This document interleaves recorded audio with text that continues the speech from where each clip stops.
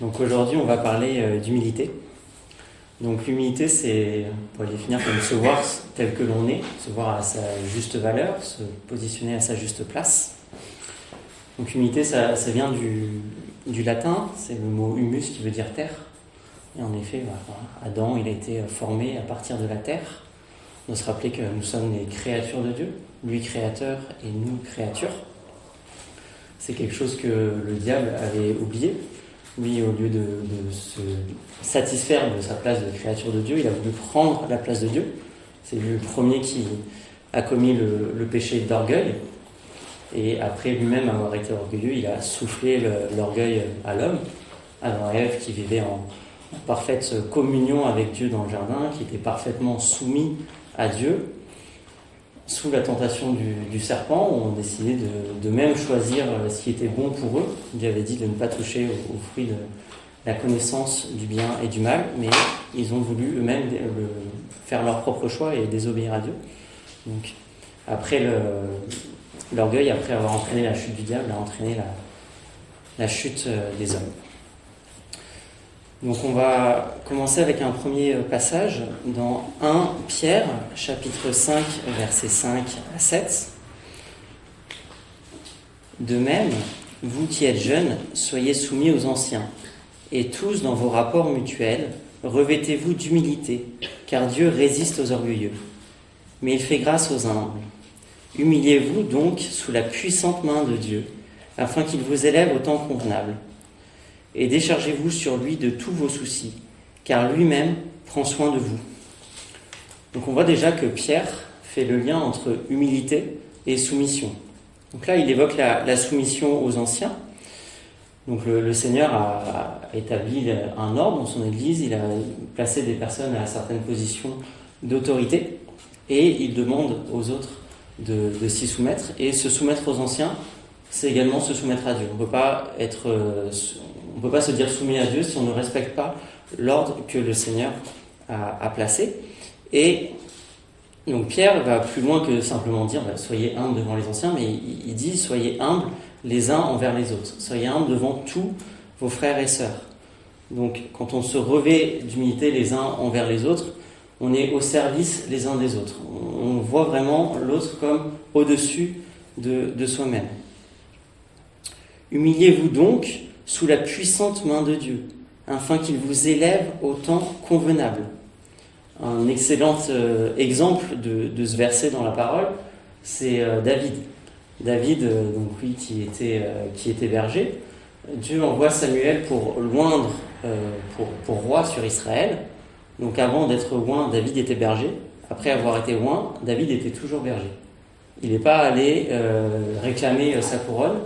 Il n'a même pas cherché une quelconque position d'autorité dans sa famille, c'était le dernier des fils, et il est juste resté dans son rôle de berger. Après, donc Saül l'a appelé à son service, et David a servi Saül avec amour, avec respect, avec parfaite soumission. Même quand Saül a sombré dans la folie, qu'il a voulu tuer David, bon, bien sûr David a sauvé sa vie, mais alors qu'il en a eu l'occasion, il n'a jamais voulu porter la main de Saül, justement parce que Saül était son roi, c'était loin de Dieu. Avant que David soit loin, Saül l'a été. Et David est resté soumis à Saül, soumis à Dieu. Et c'est seulement au moment où Dieu l'a choisi que Saül a perdu la vie et David a pu devenir roi. Mais David n'a jamais réclamé rien par lui-même. Il a été élevé par Dieu au temps convenable. Déchargez-vous sur lui de tous vos soucis, car lui-même prend soin de vous. On voit que faire confiance à Dieu, c'est aussi une preuve d'humilité. Il y a beaucoup de situations où on peut se dire qu'on va essayer de s'en sortir par soi-même, qu'on va gérer par soi-même. Mais on ne doit pas oublier que celui qui est sur le trône, c'est pas nous, c'est Dieu. Et le Seigneur, il veut qu'on lui confie même les petites choses. Et il y a des fois où on va voir qu'on aura remis ça au Seigneur, et en fait on n'aura rien fait, la situation sera réglée, le Seigneur est intervenu, et point.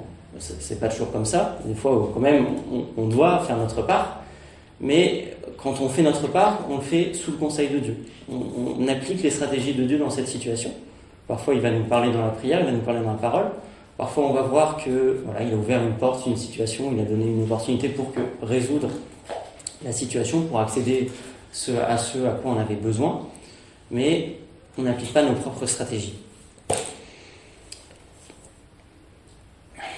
Philippiens chapitre 2, versets 5 à 8. Ayez en vous les sentiments qui étaient en Jésus-Christ, lequel, existant en forme de Dieu, n'a point regardé comme une proie à arracher d'être égal avec Dieu, mais s'est dépouillé lui-même en prenant une forme de serviteur, en devenant semblable aux hommes et ayant paru comme un simple homme. Il s'est humilié lui-même, se rendant obéissant jusqu'à la mort, même jusqu'à la mort de la croix. Donc bien sûr, notre meilleur exemple d'humilité, notre meilleur exemple à chaque fois, c'est Jésus. Donc Jésus, avant de venir de s'incarner sur la terre, donc il était comme aujourd'hui assis à la droite du Père. Jésus régnait, il était dans sa position de Seigneur. Et Jésus n'a pas simplement regardé à son titre de Seigneur, mais il a décidé de regarder à sa mission de Sauveur pour venir s'incarner sur la terre. Et lui, en qui tout a été créé, par qui tout a été créé, pour qui tout a été créé, a décidé de venir s'incarner en homme, de venir comme un enfant. Il a été construit, formé dans le ventre de Marie. Marie, c'est sa créature. Marie a été créée par Christ. Et Christ a accepté d'être dépendant de Marie. Jésus recevait la nourriture que Marie ingérait. Si Marie était malade, c'était pas bon non plus pour Jésus. Bon. Il est né, il a grandi, il a accepté d'être soumis à ses parents, lui, le Seigneur de toute la terre, de tout l'univers. Il a obéi à ses parents, il les a honorés. Et bien sûr, il nous a montré le service tout au long de son ministère. On peut penser au moment où il lave les pieds des disciples, mais toute sa vie, chaque enseignement, chaque guérison, chaque fois qu'il marchait de longues distances pour atteindre une ville, il était au service du peuple et de tous les hommes. Et bien sûr, l'humiliation extrême était à la croix. Voilà, on sait qu'il était complètement dévêtu, ce qui était une honte, mais il n'a pas regardé à cette honte parce qu'il nous aimait et il s'est pleinement humilié. Il a accepté d'être rabaissé plus bas que terre, lui, Seigneur de l'univers, pour les autres. Il a accepté, lui, de voir les autres, tous les hommes, comme au-dessus de lui-même, alors que lui-même, il est Seigneur. Prenons exemple sur lui. Un autre bon exemple d'humilité dans la parole, c'est Moïse. Donc Nombre, chapitre 12, verset 3 nous dit « Or Moïse était un homme très humble, plus que tout autre homme sur la terre. » Donc le livre des Nombres, c'est Moïse qui l'a écrit. Moïse a lui-même écrit que c'était un homme très humble, le plus humble. Donc ça peut paraître complètement insensé de dire ça, d'écrire ça, complètement faux. Mais Moïse était vraiment humble parce qu'il le disait et c'était la vérité. Donc là, je vous ai lu la version Sommer, la version Louis II parle d'un homme très patient. L'humilité et la patience vont ensemble et Moïse avait les deux, il avait besoin des deux pour conduire ce peuple. Voilà. Moïse, il faut quand même réaliser qu'il a quand même sauvé le peuple juif, il les a fait sortir de l'esclavage, il avait une relation intime avec Dieu, il le voyait face à face, ce qui n'est pas dit pour d'autres prophètes. Et pourtant, bien que le Seigneur ait envoyé les cailles du ciel et fait sortir de l'eau du rocher, le peuple se plaignait énormément, réclamait toujours autre chose, n'était pas reconnaissant. Et Moïse aurait tout simplement pu dire « Bon, moi Seigneur, je suis innocent devant toi, moi je suis bon avec toi, je suis fidèle. » Moïse aurait pu abandonner le peuple et juste rester sur sa relation avec Dieu. Mais Moïse a décidé d'intercéder pour le peuple, de toujours continuer à exercer la justice pour ce peuple, de toujours leur apporter ce dont ils avaient besoin et de réclamer au Seigneur toujours le salut continuellement du peuple. Il dit « Seigneur, ne les extermine pas » parce qu'il était complètement au service de ce peuple. Il s'était lui-même oublié, parce qu'il devait être épuisé totalement de s'occuper de 2, peut-être 3 millions de personnes, mais il était complètement dévoué pour le peuple et bien sûr pour le Seigneur. Colossiens chapitre 2, versets 18 à 23.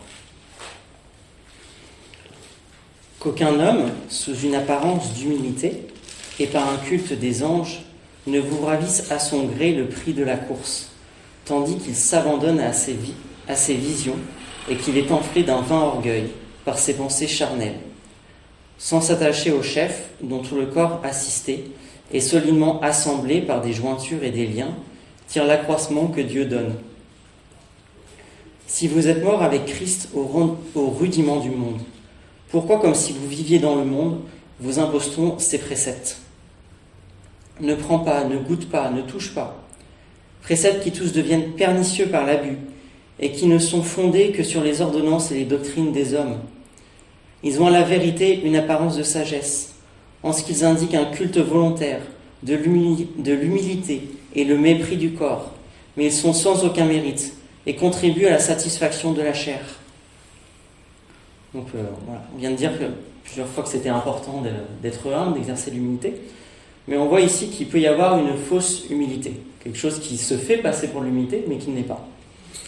Par exemple, on peut parfois avoir l'attitude charnelle de vouloir se rabaisser, de se dire qu'on est petit. Et pas à chaque fois, mais souvent, il peut y avoir l'idée que derrière, les autres vont nous relever et dire « Mais non, tu ne dis pas ça, tu es très intelligent, tu es très fort, tu es quelqu'un de très bien. » Donc en fait, on ne cherche pas du tout à être humble, mais orgueilleusement, on veut être élevé. Voilà. Ça peut aussi être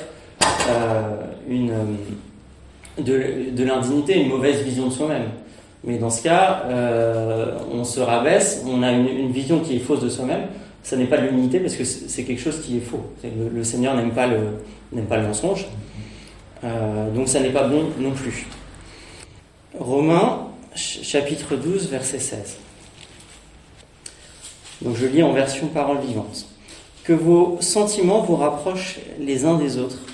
Vivez ensemble en bonne harmonie. Ne friez pas seulement avec les gens importants. Complaisez-vous dans la compagnie des humbles. Méfiez-vous de l'orgueil et de l'ambition. N'aspirez pas à réaliser de grandes choses.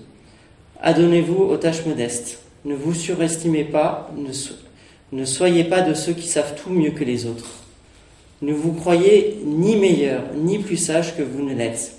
Et n'ayez pas l'outrecuidance de penser que vous avez déjà tout compris. Donc, que vos sentiments vous rapprochent les uns des autres. Dans le royaume de Dieu, on doit vivre l'unité qu'il y a entre le Père, le Fils et le Saint-Esprit. Et on sait que l'orgueil sera toujours un obstacle à l'unité, parce que voilà, l'orgueil, il va entraîner des tensions, il va entraîner des incompréhensions, il va entraîner des blessures, des surréactions à certaines choses. Voilà. Parfois, une personne va dire quelque chose qui va nous blesser. Voilà, parfois, c'était pas juste et ça peut être blessant, et parfois, c'était vraiment rien. Mais à cause de l'orgueil, on va se sentir blessé, ça va créer des divisions. Donc, on a besoin d'humilité pour vivre en bonne harmonie. Ne friez pas seulement avec les gens importants, complaisez-vous dans la compagnie des humbles. Donc, on ne va pas seulement se passer du temps avec des personnes d'un certain statut et mépriser les autres. On doit avoir le même amour et le même respect pour chacun et être prêt à apprendre de tous et savoir que dans l'Église, voilà, le Seigneur peut se servir de chacun, même la personne qui s'est convertie le jour même, le Seigneur peut l'utiliser. Méfiez-vous de l'orgueil et de l'ambition. L'ambition, on a envie d'accéder à un statut au-dessus, de réussir quelque chose, d'aller toujours plus haut. Mais est-ce que c'est le Seigneur ou c'est toi qui as envie ? Est-ce que c'est lui qui te pousse ou c'est toi ? Donc, si on va essayer d'accéder à une position que le Seigneur n'a pas voulu pour nous, forcément on va chuter, le Seigneur va nous ramener à notre juste place. Mais il ne faut pas non plus qu'on essaye d'accéder à une position que peut-être nous a été par exemple prophétisée, qu'on sait que le Seigneur veut ça pour nous, mais qui ne veut pas maintenant. On en revient à un Pierre, voilà, qu'on laisse le Seigneur nous élever au temps convenable. Mais qu'on n'ait pas non plus de la fausse humilité, si le Seigneur nous élève, à vouloir rester dans notre position précédente, qu'on laisse vraiment le Seigneur faire ce qu'il veut. Ne vous surestimez pas, ne soyez pas de ceux qui savent tout mieux que les autres, ne vous croyez ni meilleur ni plus sage que vous ne l'êtes, et n'ayez pas l'outrecuidance de penser que vous avez déjà tout compris. La parole est très clair. Si on croit qu'on sait déjà tout, qu'on fait déjà tout bien, on ne pourra jamais progresser, on ne pourra jamais voir une quelconque erreur ou apprendre de plus. Deutéronome 8, versets 13 à 17.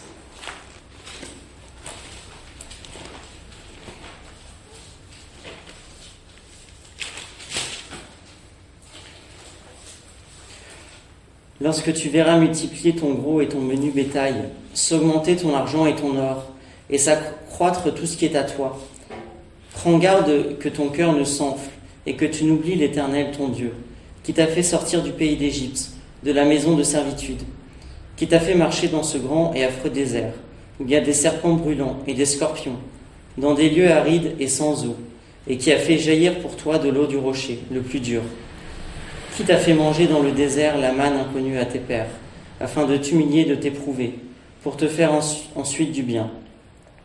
Garde-toi de dire en ton cœur, ma force et la puissance de ma main m'ont acquis ces richesses. Donc là, les Juifs étaient dans le désert, le Seigneur s'apprêtait à les faire rentrer dans la terre promise, et il savait que sur la terre promise, il allait bénir son peuple.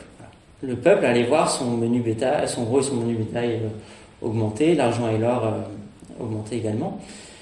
Et le Seigneur connaît les hommes, et il sait que dès qu'il y a une réussite pour l'homme, il y a un risque d'orgueil.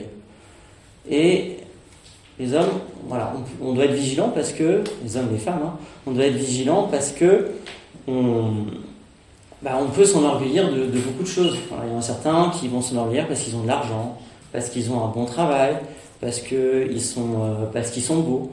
Même dans l'église, on doit faire attention.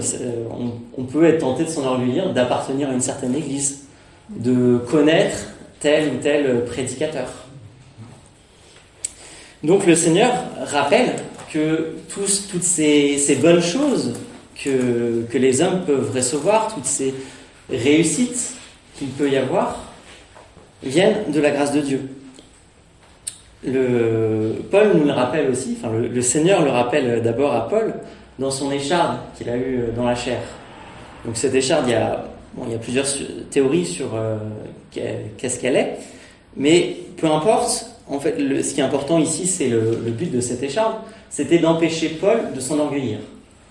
Paul, il a amené des milliers de personnes à Christ, il a fondé plusieurs églises, même les églises qu'il n'avait pas fondées le reconnaissaient comme ayant une autorité, et ils écoutaient ses conseils. Il avait accompli de nombreux miracles. Alors, il aurait pu mourir des tonnes de fois, mais à chaque fois, il s'en est sorti. Donc, en fait, Paul aurait pu se sentir invincible. Il aurait pu se dire que voilà, tout me réussit, je peux faire tout ce que je veux. Et le Seigneur lui a montré, voilà, sur ce sujet, là, je te donne une écharpe, là, tu n'y arriveras pas. Paul a prié, par 3 fois il a prié, mais il n'a rien pu faire. Et le Seigneur a répondu que ma grâce te suffit.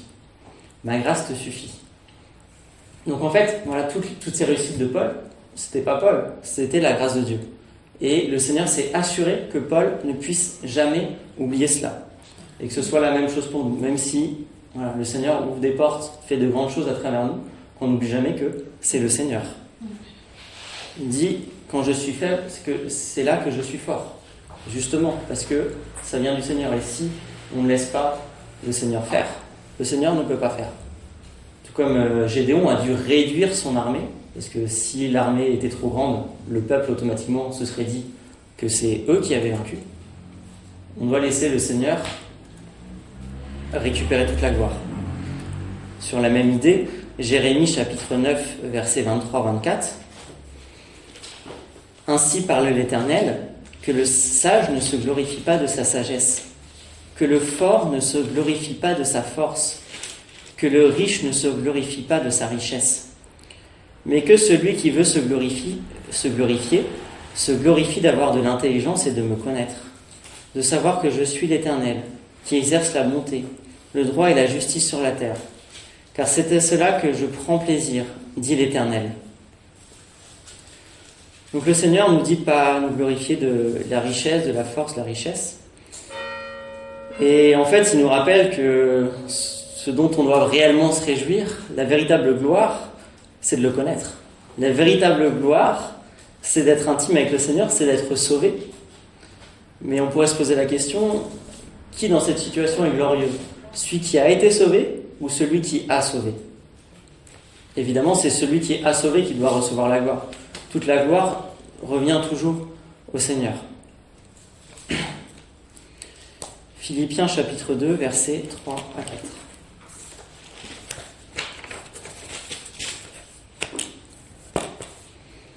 Ne faites rien par esprit de parti ou par vaine gloire, mais que l'humilité vous fasse regarder les autres comme étant au-dessus de vous-même. Que chacun de vous, au lieu de considérer ses propres intérêts, considère aussi ceux des autres. Ne faites rien par esprit de parti ou par vaine gloire. Supprimez l'égoïsme. N'essayez pas de vous glorifier, d'être reconnu. Mais que tout ce que vous faites, ça ne soit pas pour vous, mais ça soit pour la gloire du Seigneur, ça soit au service du Seigneur. Vous fasse regarder les autres comme au-dessus de vous-même. Voilà, on en a déjà parlé. Dans le monde, on va se dire que l'humilité, c'est de ne pas se voir au-dessus, donc de se voir au même niveau que les autres. Et dans l'Église, non, c'est encore plus profond. C'est de voir les autres au-dessus de nous-mêmes. Bien sûr, voir le Seigneur, mais voir également les autres et que ce soit toujours au service du corps entier, au service du royaume. Il y a quelques années, j'aimais beaucoup suivre l'athlétisme. Il y avait un perchiste que j'aimais bien, qui était un champion français, qui était recordman du monde. Et il était recordman pendant plusieurs années. Il arrivait à une compétition où on savait qu'il allait, si tout se passait bien, il allait gagner. Et un jour, il y a un Suédois qui a commencé à arriver sur le circuit et qui s'améliorait. Et tous les commentateurs disaient qu'un jour, il allait battre le champion français, et même le champion le savait. Donc un jour, il a été interviewé et on lui a demandé, alors je ne sais plus si c'était un peu avant que son record soit battu ou un peu après, mais on lui a demandé qu'est-ce que ça lui faisait que savoir que son record serait battu, et s'il était triste, un peu jaloux ou quoi que ce soit. Et lui, il a répondu qu'en fait non, il était content, que bien sûr il avait été content d'être champion, mais que l'autre était également un très grand champion et que c'était bon pour son sport. En fait, le record il soit battu parce que ça crée du suspense, ça crée de l'envie pour des nouvelles personnes de faire ce sport. Donc c'est ça, la même chose pour nous. Bon, voilà, nous c'est pas un sport, c'est le royaume de Dieu.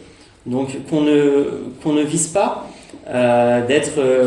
d'avoir nous-mêmes de la réussite, mais qu'on vise la réussite pour le royaume de Dieu. Qu'on n'ait pas en tête d'être le meilleur, de ramener le plus d'âmes à Christ, ou de donner les meilleures prophéties, les meilleurs enseignements, mais que notre but, c'est qu'effectivement, il y ait des âmes qui viennent à Christ, mais que la gloire revienne à Dieu. Que les prophéties servent à exhorter, et si c'est un frère ou une sœur qui est élevé dans la prophétie, qu'on glorifie le Seigneur. Qu'on apprenne vraiment à travailler en équipe pour le royaume de Dieu, et que ce ne soit pas non plus une équipe pour la gloire d'une église, mais que ce soit pour la gloire du Seigneur, et la manifestation de la gloire de Dieu dans son Église avec un grand O. 1 Corinthiens chapitre 15, versets 24 à 28. Ensuite viendra la fin, quand il remettra le royaume à celui qui est Dieu et Père, après avoir détruit toute domination, toute autorité et toute puissance. Car il faut qu'il règne jusqu'à ce qu'il ait mis tous les ennemis sous ses pieds. Le dernier ennemi qui sera détruit, c'est la mort. Dieu, en effet, a tout mis sous ses pieds. Mais lorsqu'il dit que tout lui a été soumis, il est évident que celui qui lui a soumis toute chose est excepté. Et lorsque toutes choses lui auront été soumises, alors le Fils lui-même sera soumis à celui qui lui a soumis toutes choses, afin que Dieu soit tout en tous. Le but du plan de Dieu, le but du royaume de Dieu, ça n'est pas que les chrétiens soient heureux. Le but, c'est la gloire de Dieu. Bien sûr, le Seigneur nous bénit et on a de la joie à servir le Seigneur et on sera dans la joie éternelle auprès de lui. Mais c'est pas nous le but. Le but, c'est la gloire de Dieu, c'est le royaume de Dieu. Et Jésus-Christ, qui a manifesté sa soumission au Père dans tout son ministère terrestre, et il y a un jour où, après son retour, Jésus se placera pleinement sous l'autorité du Père et tout sera pleinement soumis à Dieu, et qu'on le fasse dès maintenant. Si Jésus-Christ lui-même, qui est Seigneur, accepte de se mettre sous l'autorité du Père, en soumission face au Père, qu'on ne refuse pas de le faire dans quelconque niveau de notre vie. Les enfants de Dieu sont souvent, l'Église est souvent comparée à une armée. Sur la terre, il peut y avoir 2 façons de rejoindre l'armée. Voilà. En France, pendant les 2 guerres mondiales, les hommes ont été appelés au combat. Ils recevaient une lettre, ils devaient y aller, ils n'avaient pas le choix. S'ils n'y allaient pas, ils étaient déserteurs. Donc, voilà, ils y allaient et ils devaient obéir. Mais ils n'avaient pas forcément choisi. Aujourd'hui, merci Seigneur, il n'y a plus de guerre sur notre territoire actuellement. Mais il y a toujours une armée et il y a des soldats qui s'engagent, qui choisissent de le faire, ils signent. Et une fois qu'ils sont dans l'armée, ils sont pleinement obéissants. Si on les envoie sur quelconque front en intervention, ils acceptent. Et ils ont signé pour dire, ok, ma vie, je risque de la perdre, mais c'est pas grave, je la donne pour mon pays. Ils ont accepté cela. Et donc, ces soldats, ce sont des soldats volontaires. C'est également le cas pour nous dans le royaume de Dieu. C'est le Seigneur qui nous a donné la foi. C'est le Seigneur qui nous a convaincus que c'était le bon choix de le suivre. Mais il reste que nous lui avons tous dit oui. On lui a dit oui à la naissance et voilà, chaque jour, on lui renouvelle notre oui. Donc, puisque nous sommes des soldats volontaires, qu'on ne refuse pas d'aller sur un quelconque front ou de porter une quelconque arme, mais qu'on soit vraiment pleinement soumis au Seigneur à chaque instant et qu'on renonce à nous-mêmes. Parce que, voilà, refuser d'aller à un endroit, refuser de faire quelque chose, ça peut être parce que c'est pas avantageux pour nous, parce qu'on n'aime pas ça, on n'a pas l'habitude ou quoi que ce soit. Mais vraiment qu'on renonce à nous-mêmes, qu'on ait cette humilité de dire, mais en fait Seigneur, moi je compte pas. Si je suis rien qu'une miette, c'est parce que tu m'as sauvé. Donc qu'on s'oublie nous-mêmes pour le Seigneur, pour son royaume, pour les uns les autres, pour les frères et sœurs, pour l'Église, parce que c'est le commandement du Seigneur. Donc depuis début janvier, Coralie a commencé une série sur la grâce apostolique et nous a parlé du fait que le Seigneur est en train de réformer son Église, donc restaurer le ministère d'apôtre. Donc le Seigneur est en train de faire des choses nouvelles dans l'Église, des choses qu'il n'avait pas fait avant, ou alors pas depuis la première Église. Et donc on doit être prêt à changer tout ce qu'on faisait avant et que peut-être le Seigneur veut changer. Ça ne veut pas dire que ce qui était fait avant n'était pas bon. Il y avait des très bonnes choses avant et on construit dessus. On va jamais cracher sur ce qui était avant parce que ça a été donné par le Seigneur, ça a été fait par le Seigneur. Et Paul, quand il a rencontré Jésus, avant cela, c'était un juif très zélé. Il faisait appliquer la loi, il la respectait lui-même. Et pourtant, quand il a rencontré Jésus, il a accepté la grâce. Il a compris que la loi était un pédagogue qui menait à la révélation de Christ, mais que la loi ne pouvait pas sauver. Il a compris que c'était nécessaire d'accepter la grâce, de rentrer dans cette ère de la grâce. Et il a été humble pour passer à autre chose de ce qu'il faisait avant, qu'il trouvait juste avant, pour réaliser le plan du Seigneur. Qu'on ait cette même humilité aujourd'hui, qu'on bénisse le Seigneur pour tout ce qu'il a fait précédemment, et qu'on accepte ce qu'il veut faire maintenant. Parce que on arrive dans les derniers temps, on prépare le retour du Seigneur. Comme Jean-Baptiste préparait la première venue de Jésus, nous, l'Église, nous préparons sa seconde venue. Et vraiment qu'on ait conscience qu'il faut que Jésus croisse et que nous diminuions pour qu'il puisse revenir. Amen.